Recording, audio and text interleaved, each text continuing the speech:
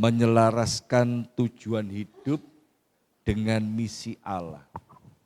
Menyelaraskan, menyamakan tujuan hidup kita ini yaitu melaksanakan misi Tuhan atau melanjutkan apa yang Tuhan Yesus kerjakan waktu di dunia ini.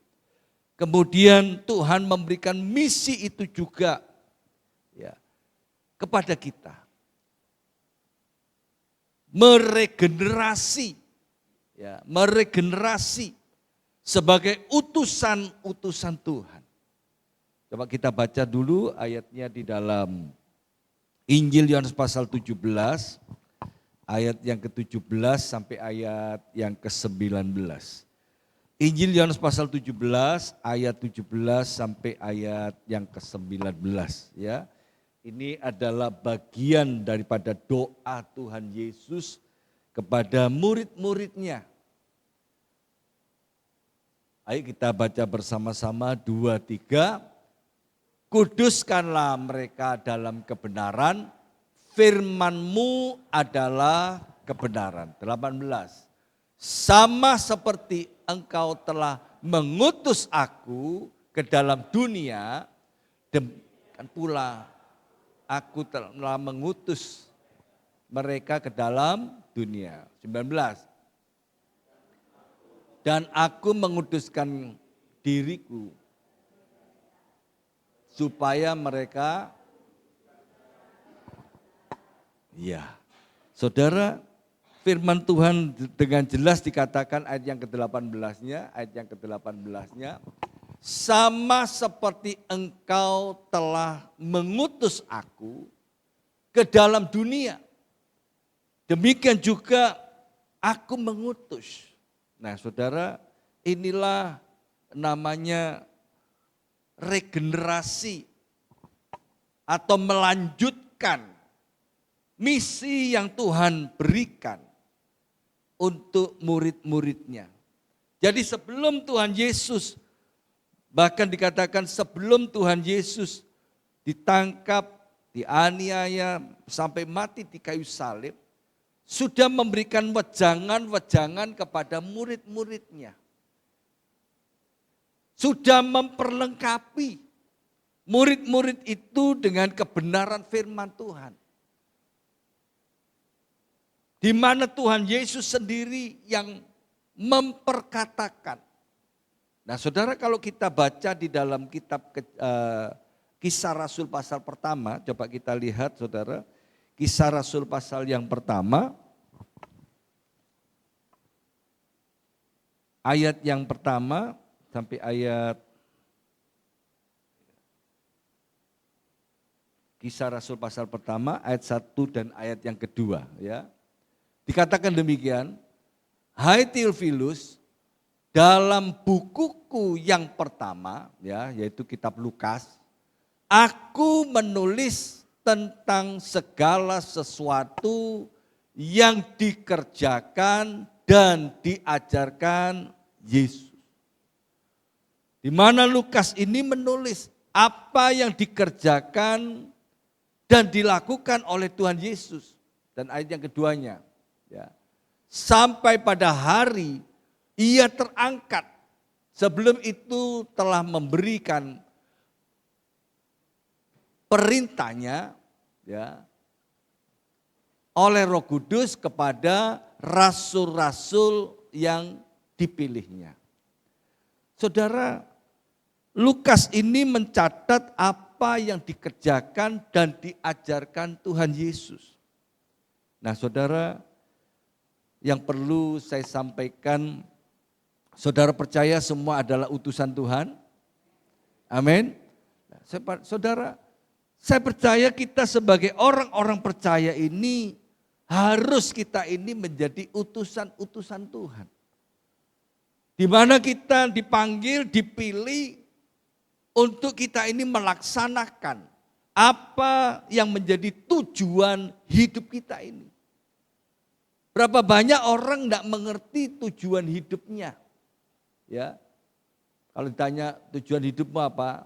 Ya pokoknya bahagia, sukacita, ya. Dalam pekerjaan lancar-lancar saja, ya. Nah, saudara kadang-kadang nggak mengerti arti asli daripada tujuan hidup kita ini apa. Untuk mempermuliakan nama Tuhan, di mana kita ini telah dipanggil, dipilih, bahkan di kita ini menerima keselamatan sebagai anugerah Tuhan. Dan kita dikatakan apa yang harus kita lakukan di dalam hidup kita. Yaitu kita harus menjadi terang. Ya, apalagi di dalam dunia saat ini saudara ya, tidak ada namanya damai sejahtera. Tidak ada namanya ketenangan dan ketentraman, tidak ada saudara. Ya. Apalagi di dalam seluruh dunia, coba saudara ya, mendengar kabar-kabar perang, rasanya tidak ada namanya damai sejahtera. Di dalam dunia bisnis, di marketplace pun sama saudara. Berapa banyak orang berkeluh kesah, rasa-rasanya tidak ada ujungnya gitu loh ya. Tidak ada endingnya mengalami kelepasan dan jawaban Tuhan. Nah saudara, yang perlu saya sampaikan, saya percaya saudara, di dalam tema ini adalah sebuah misi Tuhan. Misi Tuhan yang akan dilanjutkan di dalam kehidupan kita. Saudara, sekarang yang menjadi pertanyaan apa yang harus kita lakukan untuk kita dapat melaksanakan misi Tuhan ini. Ada 3 hal saja yang perlu saya sampaikan.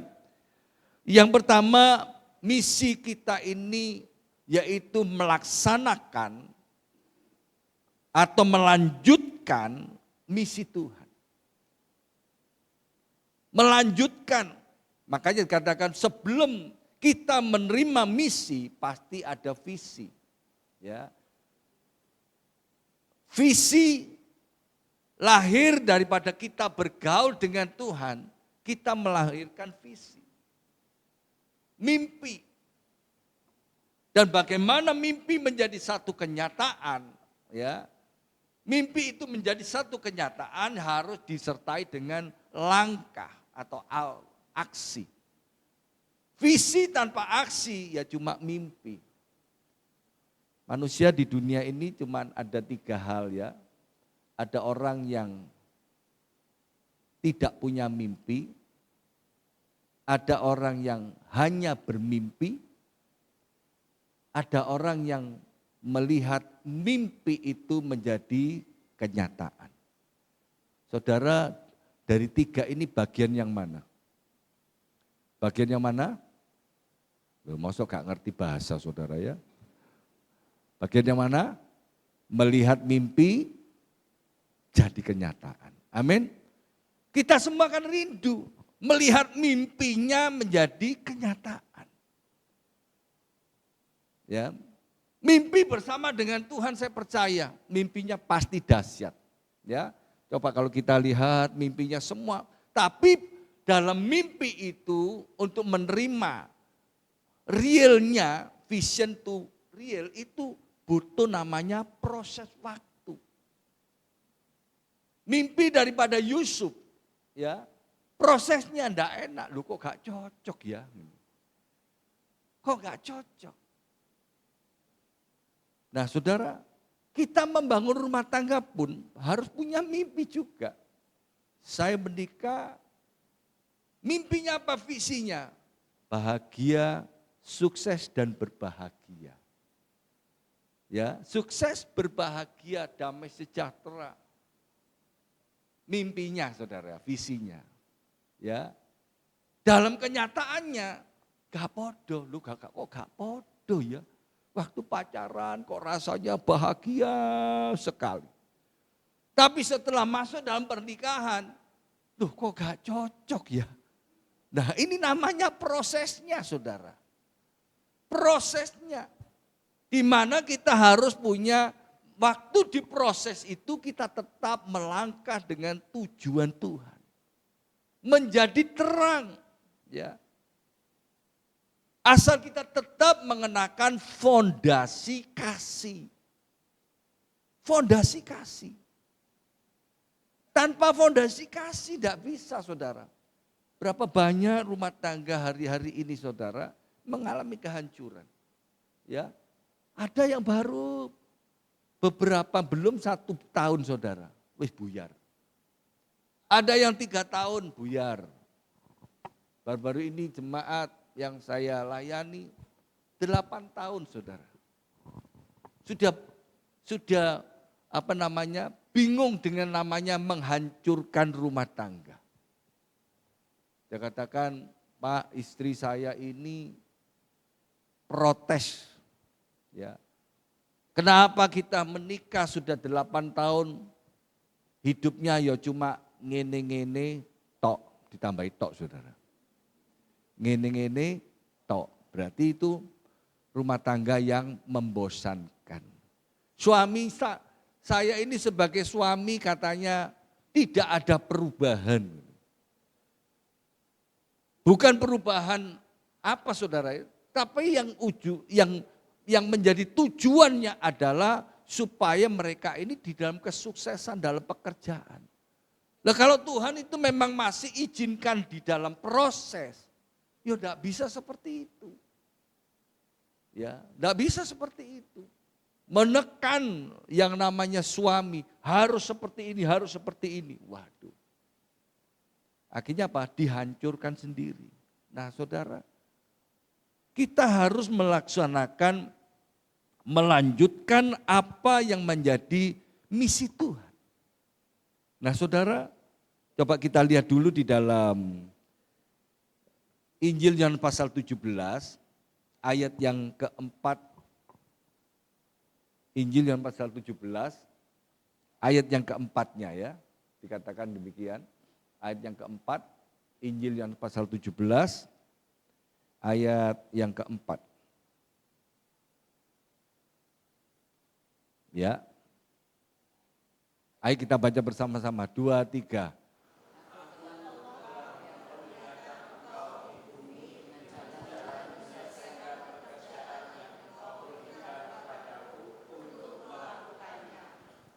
Nah, ya, di mana adalah satu engkau telah, wah ini kurang jelas ya, menyelesaikan, ya, di mana Tuhan telah memberikan dan menyelesaikan.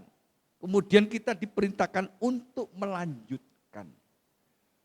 Di mana ketika Tuhan Yesus mau naik ke sorga, juga berpesan, ya, sebelum itu ada amanat agung.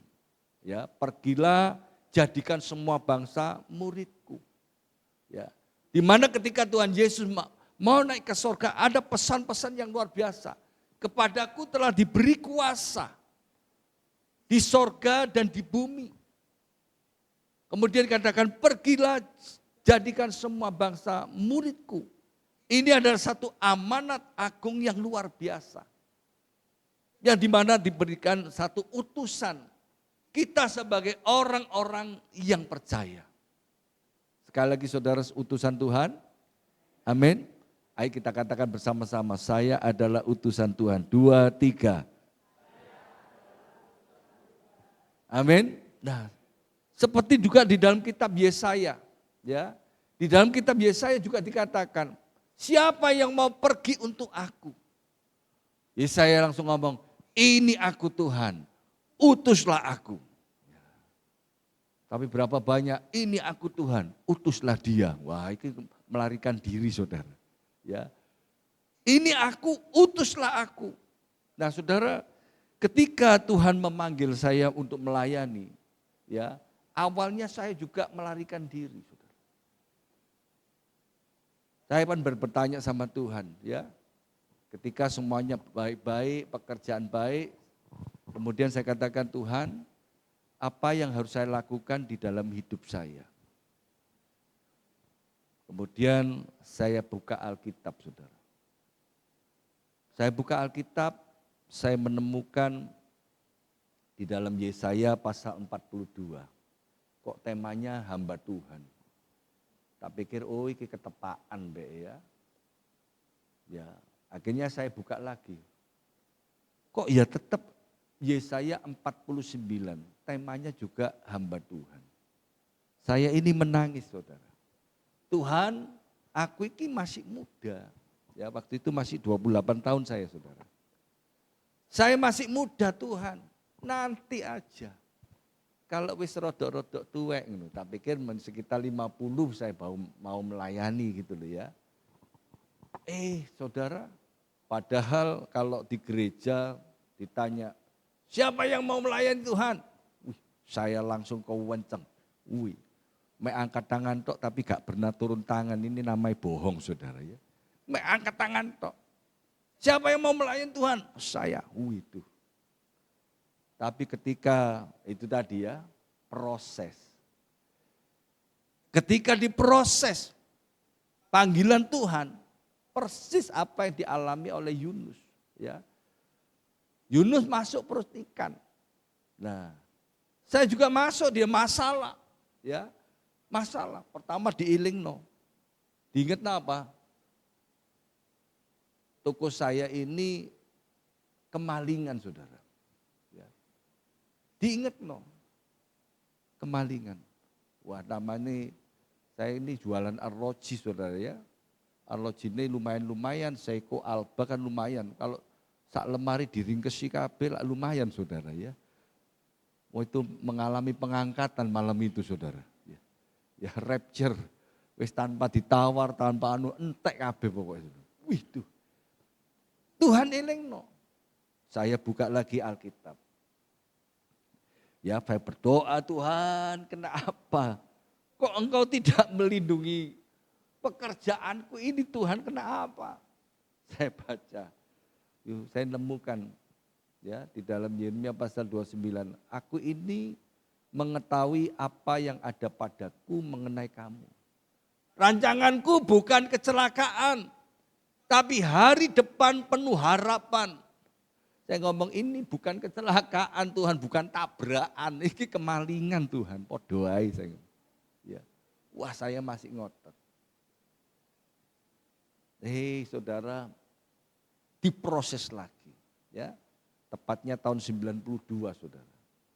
Saya diproses lagi. Saya diingatkan satu ayat firman Tuhan di dalam Yesaya pasal 66. Langit adalah tataku, bumi adalah tumpuan kakiku. Rumah apa yang kamu dirikan bagiku? Tempat apa yang menjadi perhentianku? Wah ayat itu saudara, yang membuat lutut saya langsung bertekuk ya. Seperti apa yang dialami oleh Nabi Yesaya. Siapa yang mau kuutus? Siapa yang mau pergi untuk aku? Saya juga begitu saudara. Saya berlutut, ini aku Tuhan. Utuslah aku. Aku mau melayani engkau. Saudara sini mau melayani Tuhan? Ayo coba angkat tangan yang mau melayani Tuhan. Wow, puji Tuhan ya. Saudara, saya percaya apa yang kita lakukan tidak sia-sia. Tuhan perlengkapi. Dan ketika sudah mulai belajar melayani ya, saya enggak bosan-bosan bersaksi saudara.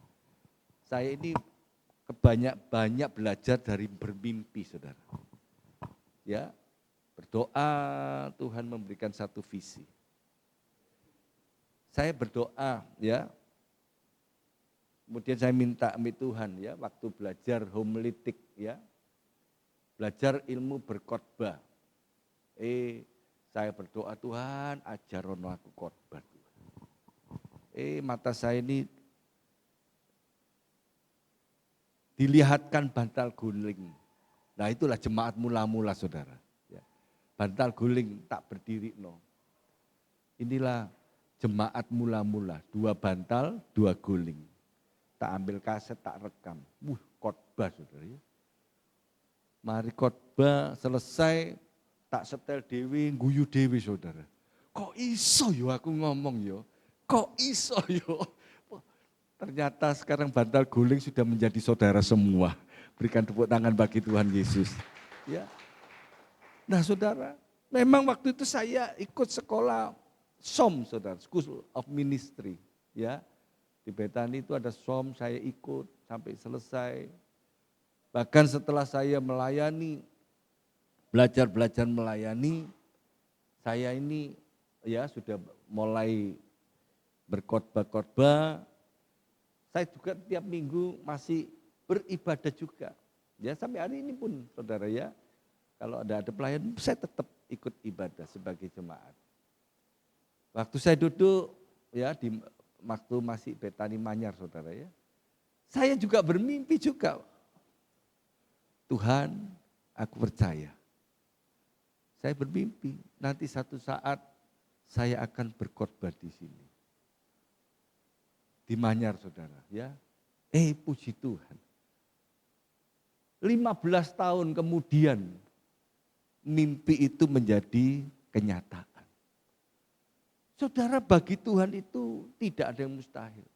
Asal kita mau mengimani apa yang kita impikan. Mimpi bersama dengan Tuhan menjadi sebuah kenyataan. Ya, menjadi sebuah kenyataan. Dalam pekerjaan pun juga demikian. Ya, dari toko yang kecil mimpinya apa? Toko ini jadi gede. Waktu merem, toko ini kok jadi gede. Waktu melek jadi cilik. Makanya saudara enak merem. Ya, enak merem. Berdoa akhirnya muncul. Saya katakan Tuhan, aku percaya satu saat menjadi kenyataan. Aku percaya Tuhan, diperlihatkan. Betul saudara, 2 tahun kemudian menjadi kenyataan. Nah saudara, saya tetap percaya apa yang menjadi pergumulan saudara hari-hari ini. Ya, waduh Pak, aku iki lak wis tuwek Pak, mosok iso melayani Tuhan. Tuhan tidak pernah melihat usia saudara di dalam pelayanan. Umur boleh, semakin hari memang semakin tua, enggak mungkin semakin muda saudara. Ya. Tapi yang terpenting semangatnya, api roh ini harus tetap menyala-nyala. Yang setuju katakan amin. Ya. Saudara, ada ibu-ibu usianya ya waktu itu usia 70 tahun. Saya ini melayani aktif di sel, ya. Kalau di Bethany itu namanya FA, ya. Itu juga gitu. Ada ibu-ibu, karena saya ini mewakili wilayah utara, timur saudara. Waktu itu ada beberapa sel kena COVID habis, ya.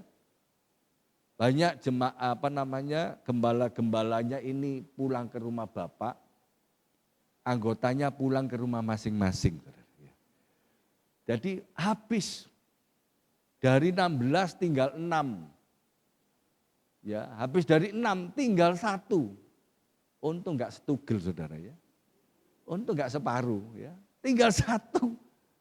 1 umurnya 70 sekali. Ditambahin lagi ibu-ibu lagi saudara. Ya. Tapi ya puji Tuhan, ibu-ibu ini memiliki the power of emak-emak saudara ya. Miliki satu semangat. Saya katakan, ayo Bu, mosok kalah Bu. Akhirnya apa? Dalam 3 tahun, sekarang usia ibu ini umur 73 tahun, sekarang sudah berkembang menjadi 6 kelompok saudara. Ya, asal kita punya semangat. Kalau nanti saudara semua punya semangat, nanti tempat ini akan penuh sampai ke depan. Wah, gak mantep ngono. Gak ngandel ya. Amin. Loh, bagi Tuhan tidak ada mustahil. Saya dulu begitu juga pelayanan. 2 tahun pelayanan cuma 40-50 orang saudara. Tapi setiap kali saya berkhotbah, saya bayangkan 300-400. Waktu merem 400, 300, 400. Melek 30-40 saudara. Gak apa-apa. Ya. Tapi akhirnya berjalannya waktu. Tidak ada yang mustahil. 30-40 jadi 300-400 orang. Nah, Makanya saudara di dalam pelayanan kita, jangan kita ini berhenti melanjutkan misi Tuhan. Bagian yang kedua, ya, jadi bagian pertama adalah melanjutkan misi Tuhan. Yang kedua adalah kita melaksanakan misi ini karena misi ini adalah misi yang mulia. Coba kita baca di dalam 1 Korintus pasal 6. 1 Korintus pasal 6 ayat yang ke-19 dan ayat yang ke-20.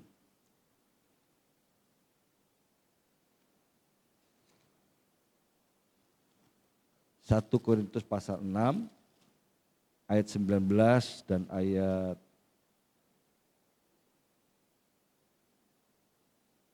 ayat 19 dan ayat yang ke-20. Ayo kita baca bersama-sama. 2, 3. Atau tidak tahukah kamu? Ya.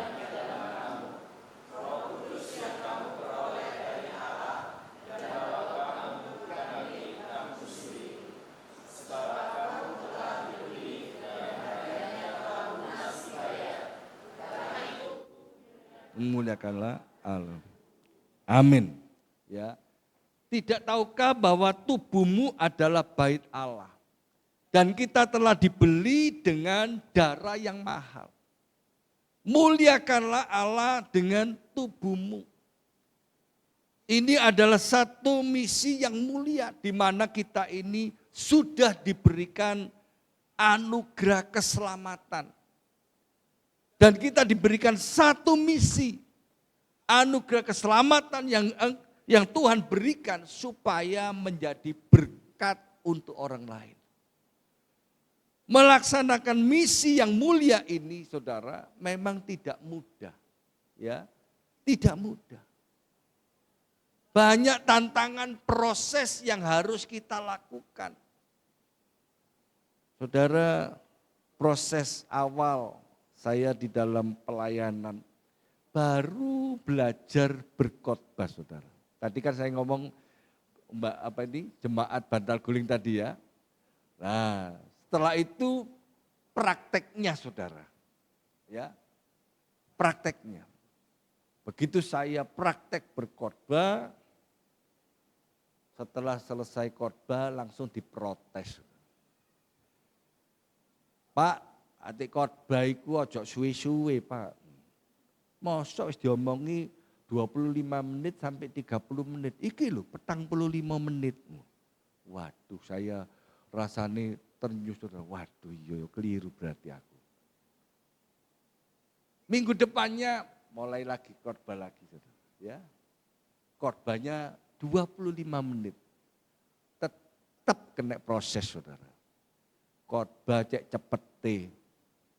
Salaman itu. Jadi memang saudara memang diproses seperti itu. Khotbah suwe salah, khotbah cepat, kentean bahan, lu bingung sudah. Ya. Nah, saudara, memang ketika kita diproses, ini juga adalah sebuah anugerah. Bahwa proses itu mendatangkan sebuah kesuksesan, keberhasilan.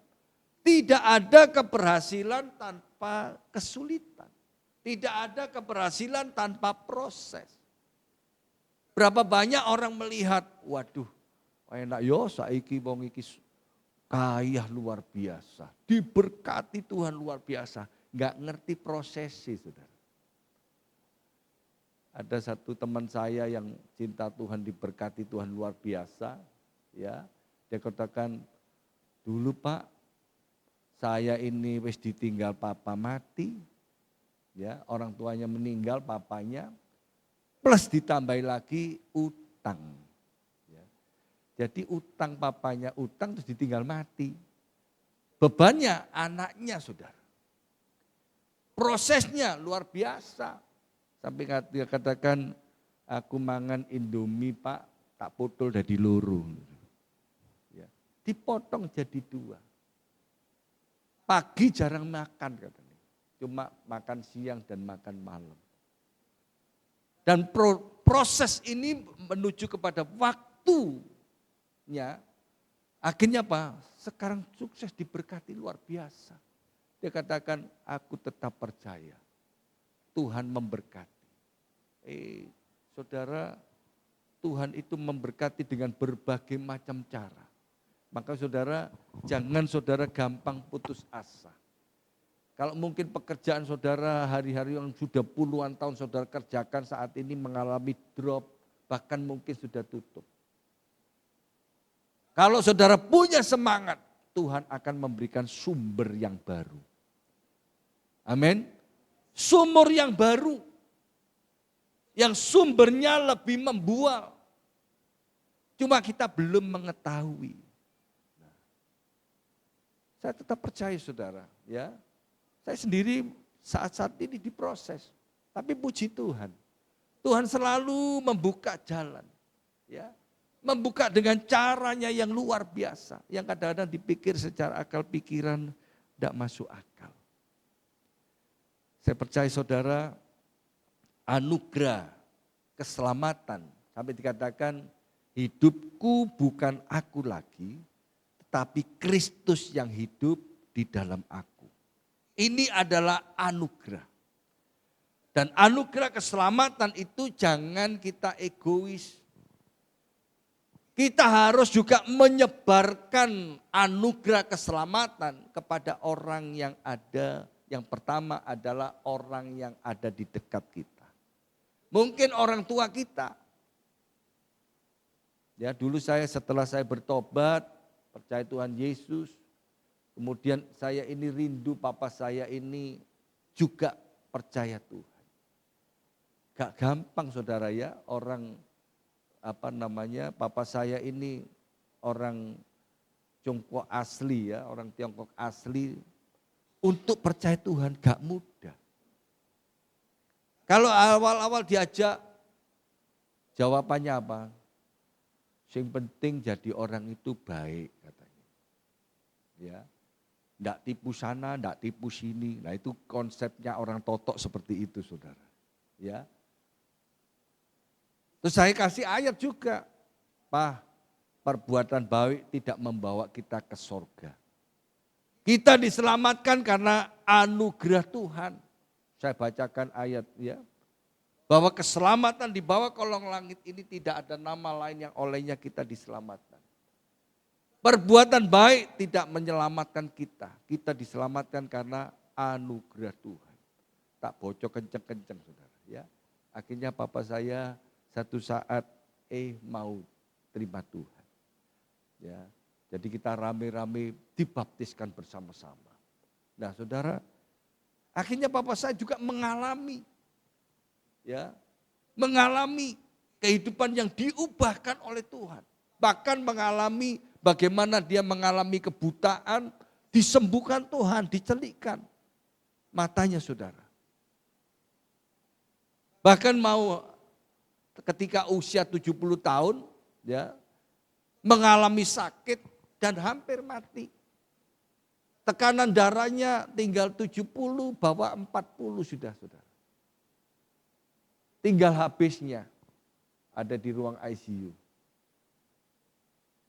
Dan dia kata waktu berdoa, saya berdoa di ICU saudara. Tuhan memberi kesempatan dia hidup kembali.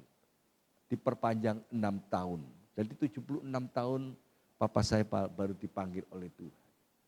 Saudara. Oleh sebab itu mari ya. Kita yang sudah dipercaya Tuhan Yesus, mari misi ini kita lakukan. Karena adalah misi yang mulia. Mungkin orang tua dengan anak, mertua dengan menantu. Kita jangan egois, ya. Jangan egois, keselamatan hanya kita miliki sendiri, ayo kita tularkan. Saya percaya melalui kehidupan kita ini nanti akan banyak jiwa-jiwa boleh dimenangkan. Amin. Ya. Hari-hari ini saudara, ini adalah waktunya. Ayo coba kita buka di dalam Injil Yohanes pasal 4 ayat yang kelima. Ya. Injil Yohanes pasal 4 ayat yang ke-35 maksud saya. Injil Yohanes pasal 4 ayat yang ke-35. Bagaimana ketika perempuan Samaria di sumur Yakub ketika berjumpa dengan Tuhan, ya, diubahkan dari kehidupan yang hancur rumah tangganya, kehidupan yang tidak punya masa depan, ketika ketemu dengan Tuhan mengalami kehidupan. Ayo kita baca di dalam Injil Yohanes pasal yang ke-4 ayat yang ke-35. Ayo kita baca bersama-sama. 2, 3. Bukankah 4 bulan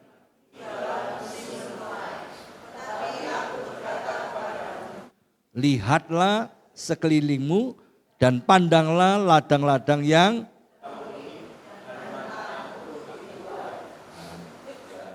Saudara, saat ini biar kita melihat dengan kacamata iman.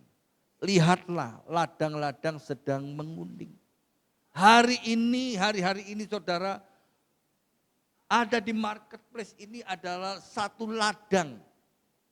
Di mana kita ini berjumpa berapa banyak orang yang mengalami mengeluh di dalam kehidupan. Mengeluh di dalam rumah tangga, mengeluh di dalam pekerjaan. Makanya saudara, di dalam level yang paling tinggi, di dalam kesulitan, di dalam kehidupan manusia itu yang pertama itu sekarang ini dikuasai yang namanya ekonomi. Ekonomi. Berapa banyak rumah tangga hancur gara-gara ekonomi. Berapa banyak kesehatan hancur gara-gara ekonomi. Ya. Gara-gara ekonomi. Ekonomi yang turun gratis menghancurkan. Ekonomi yang naik gratis juga menghancurkan. Berapa banyak orang ketika diberkati luar biasa, lupa daratan ingat lautan. Nah ini. Ya, berapa banyak orang yang sukses luar biasa, lupa diri. Kon gak ro yo sopo aku, lali saudara. Ya, kan berapa banyak yang seperti itu. Makanya ketika kita diberkati luar biasa, kita harus selalu ingat. Berkat itu dari Tuhan, oleh Tuhan, dan untuk Tuhan. Berkat yang Tuhan berikan, kesuksesan yang Tuhan berikan, juga adalah berkat dari Tuhan, juga support dari orang yang ada di dekat kita. Suami sukses juga berkat dukungan seorang istri. Makanya saudara harus selalu ingat salib. Hubungan kita dengan Tuhan, hubungan kita dengan pasangan hidup. Itu sangat penting. Kesuksesan seorang istri, sekarang kan banyak wanita karir ya, adalah juga dukungan seorang suami. Jangan engkau lupa. Ya, makanya saudara di dalam kehidupan membangun rumah tangga hari-hari ini kompleks. Kadang-kadang ada orang yang jangan nekat seperti dulu ya. Kalau orang dulu kan gini, wis pokoknya bondone bonek. Kawin bonek sekarang enggak bisa saudara. Kalau dulu kan gitu, gak apa-apa. Gurung kerja gak apa-apa lah ono bumi mertua indah. Saudara. Ya, akhirnya apa? Istri dititipno orang tua, ya toh, mertua. Enggak bisa sekarang saudara. Ya, makanya sekarang angka pernikahan itu ya kalau kita lihat itu di atas 30 tahun sekarang baru merit. Ya, karena mereka baru tahu tujuannya merit itu apa. Kalau dulu kan enggak bonek saudara. Ya, bonek. Nah saudara, kita lihat lagi sekarang ya, nanti takut waktunya gak keburu. Bagian yang ketiganya saudara. Yang kita ketahui tentang misi kita adalah yang terakhir ini adalah misi kekekalan. Misi yang kekal. Di mana kita ini melaksanakan tugas ini sampai bukan saja mencapai garis akhir, tapi membawa orang kepada kekekalan hidup. Makanya firman Tuhan katakan inilah hidup yang kekal. Bahwa mereka mengenal Engkau Allah satu-satunya Allah yang benar. dan mengenal Yesus Kristus yang telah engkau utus.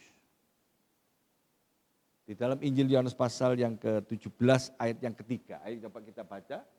Injil Yohanes pasal yang ke-17 ayat yang ketiga. Injil Yohanes pasal yang ke-17 ayat ketiga. Ayo kita baca bersama-sama. 2, 3. Inilah hidup yang kekal itu, yaitu bahwa mereka mengenal engkau satu-satunya Allah yang benar dan mengenal Yesus Kristus yang telah engkau utus. Misi yang kekal yaitu mengenal Yesus sebagai Tuhan dan Juru Selamat. Bahkan firman Tuhan katakan juga Injil Yohanes pasal 3 ayat 16, karena begitu besar kasih Allah akan dunia ini sehingga mengaruniakan anak yang tunggal supaya barang siapa percaya kepadanya tidak binasa melainkan beroleh hidup yang kekal. Misi kekekalan yang membawa orang di dalam kekekalan. Nah saudara, kalau berbicara tentang pengenalan, ayo kita baca dulu. Ini kebetulan kita pas hari-hari menantikan pencurahan Roh Kudus ya. Kita baca dulu di dalam Filipi pasal 3 ayat 10 ya. Ayat ini sudah tidak asing lagi. Filipi pasal 3 ayat yang ke-10. Ayo baca bersama-sama. 2, 3. Yang ku kehendaki ialah apa? Mengenal Dia dan kuasa kebangkitannya dan persekutuan dalam penderitaannya, di mana aku menjadi serupa dengan Dia dalam. Saudara, ini adalah satu ungkapan Rasul Paulus kepada jemaat di Filipi. Yang dia mau adalah supaya engkau mengenal Dia dan kuasa kebangkitannya. Di dalam kekekalan harus ada pengenalan Yesus Kristus. Bukan brand kita ini Kristen ya yang menyelamatkan. Tetapi yang menyelamatkan adalah brandnya percaya Yesus dan melakukan firman-Nya. Pengenalan itu mengerti tentang kebenaran di dalam Yesus Kristus. Kalau saya simpulkan ya ada 4 P di sini.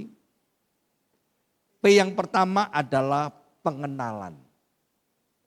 Misi kekekalan harus membawa di dalam pengenalan akan Tuhan. Kemudian kuasa kebangkitan, ini berbicara tentang pengalaman. Ketika orang Roh Kudus itu dicurahkan, orang akan mengalami pengalaman pribadi dengan Tuhan. Di mana Roh Kudus dicurahkan, terjadi satu perubahan hidup. Waktu saya dijamah oleh Tuhan berubah, saudara, ya. Ketika hari Pentakosta dicurahkan, saya ini padahal saya cuma berdoa, membuka tangan, saya katakan haleluya, haleluya. Tahu-tahu Roh Kudus itu seperti tiupan angin, saudara. Persis seperti dalam kitab Kisah Rasul, jangan tinggalkan Yerusalem sampai engkau dipenuhi dengan kuasa Tuhan. Saya mengalami itu. Setelah mengalami itu saya menangis, saudara. Kok bisa ya Tuhan? Saya ini diubahkan. Dulu saya ini, saudara, karena hidupnya di kampung, omongannya kotor-kotor. Waktu saya bertobat, saudara, saya juga minta supaya Roh Kudus berikan penjaga di dalam mulutku. Gak mudah loh saudara, nanti ketemu konco misu-misu, ya toh. Lambaian tangannya lo misu-misu saudara. Ya. Nah ketika saya bertobat, dipenuhi Roh Kudus, diubahkan. Waktu misu, iso ngerem.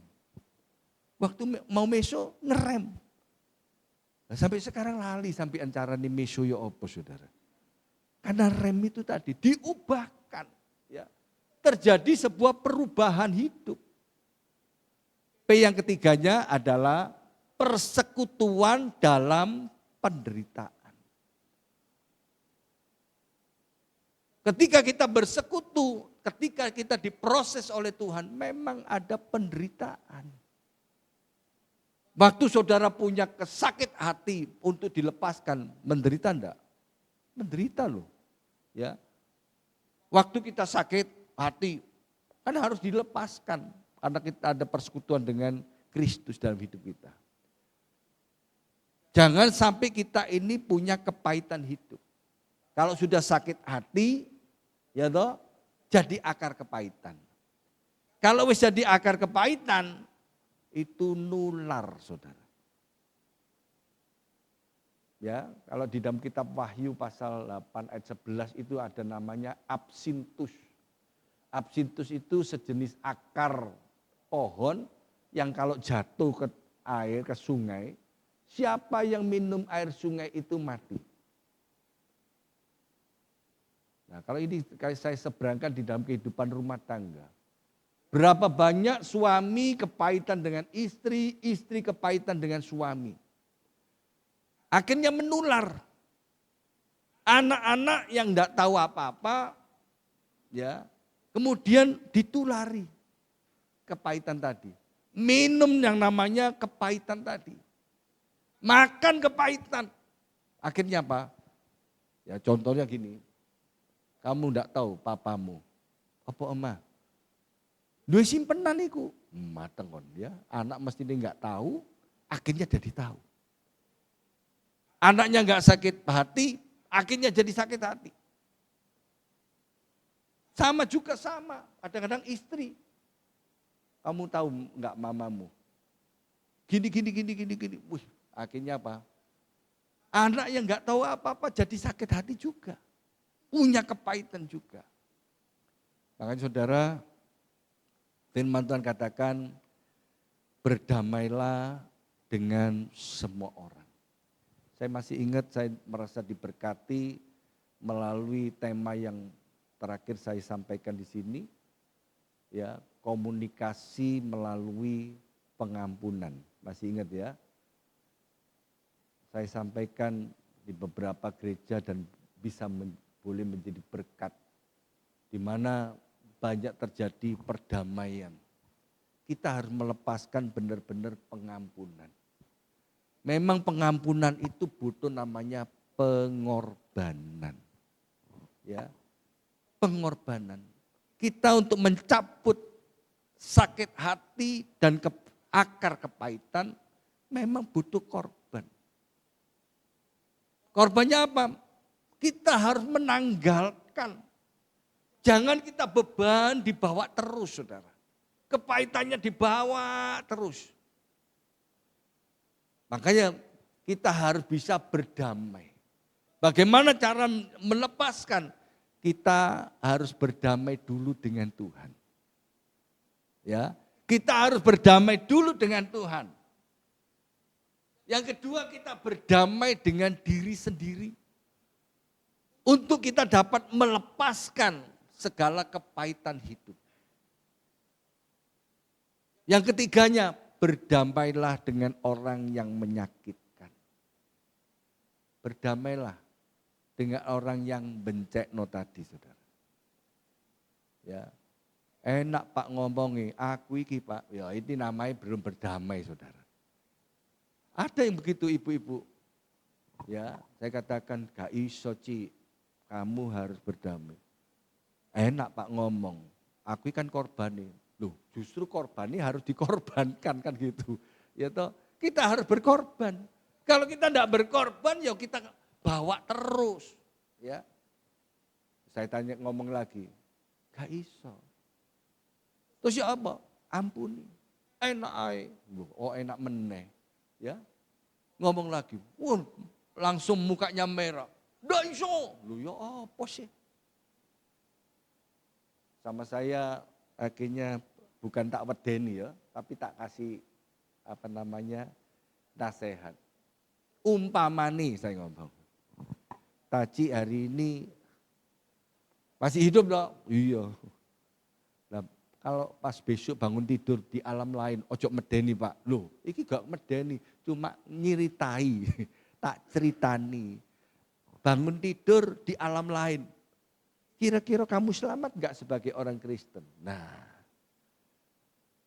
ya, Selamat enggak sebagai orang Kristen? Kita punya juru selamat, tapi kita kalau tidak mau berdamai dengan Tuhan melalui pertobatan, berdamai dengan diri sendiri melepaskan, berdamai dengan orang yang bencekno tadi. Kita tidak bisa menikmati yang namanya sorga, saudara. Ya, ini aja kebenaran firman Tuhan. Misi terakhir ini adalah misi kekekalan, di mana kita harus mengerti visi dan misi di dalam kehidupan kita.